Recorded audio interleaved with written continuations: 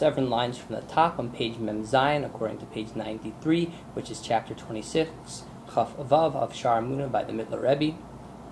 Ubir hadivurim, to explain all this, Hine yudua inyan hagehenim, shu'ish dak, that this fire of Gehenna, that's going to end up purifying your rational soul.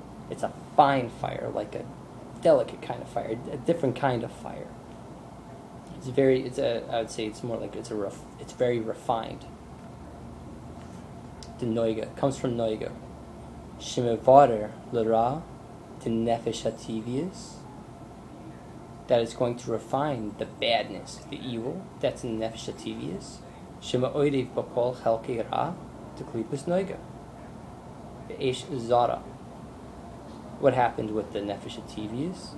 It was mixed in with all sorts of badness and evilness that was enclosed within Klipas Noiga, which is naturally a part of this universe that, so to speak, covers up on Hashem.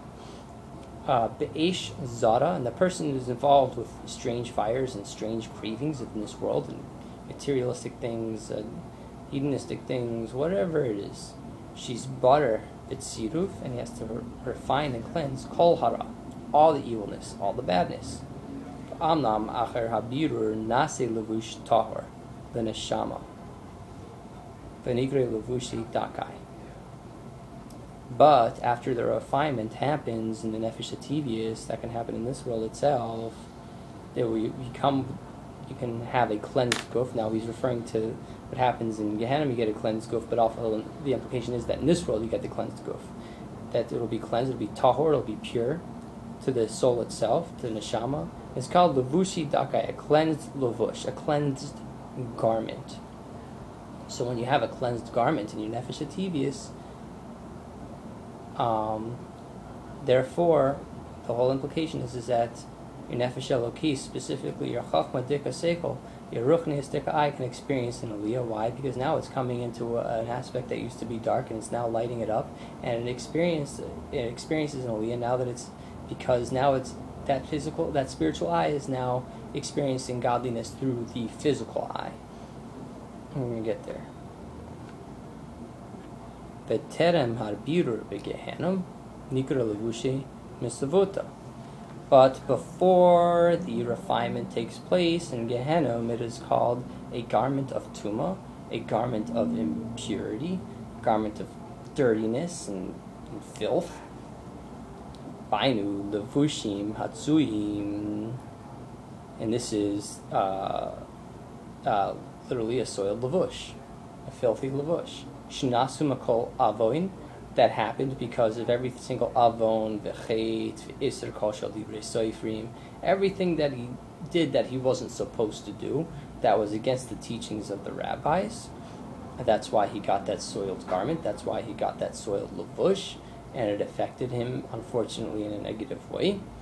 Ukamoi be'oshea, kai gavna, shalom micha, that somebody who sees somebody doing something bad and you don't protest, that also causes you yourself to have a bad garment. For example, a beggar comes and, begs for money inside the synagogue, and a few people off in the background are kind of laughing at him or whatever, maybe one person makes a stupid joke about him.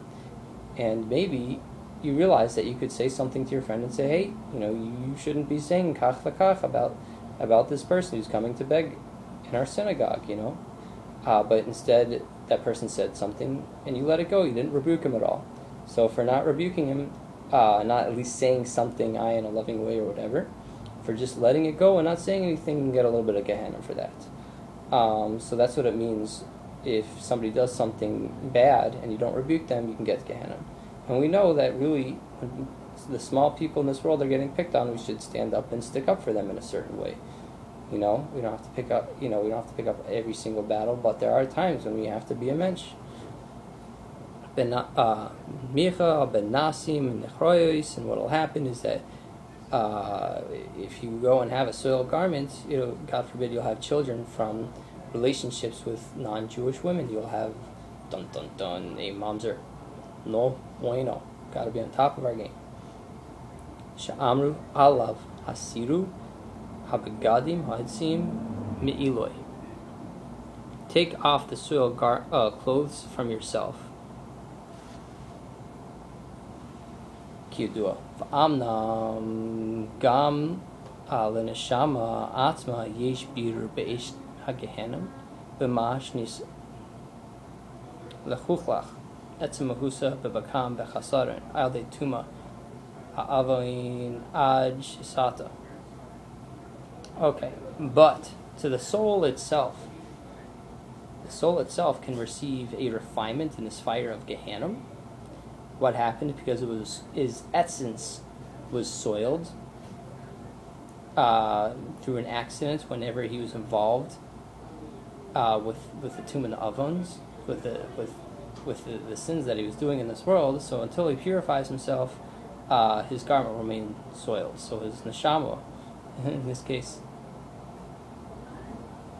I'm wondering if the neshama itself, he's referring to the godly neshama, that it itself is affected by what your nefesh hativius did. If that itself also needs a purification because it was affected by the nefesh hativius, if it's just the nefesh hativius that needs to be cleansed.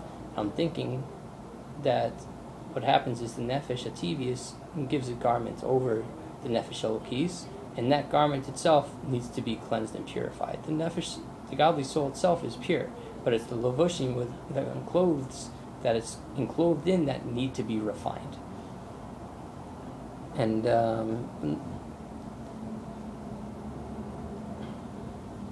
he says the neshama atzma yesh birur be'esh hagehenna, that the neshama itself needs to go through a purification process. So he's not saying the levush, he's saying the neshama. He doesn't say neshama as elokis, something neshama is related to the nefesh hativius. I'm not exactly sure. It's a question. Okay.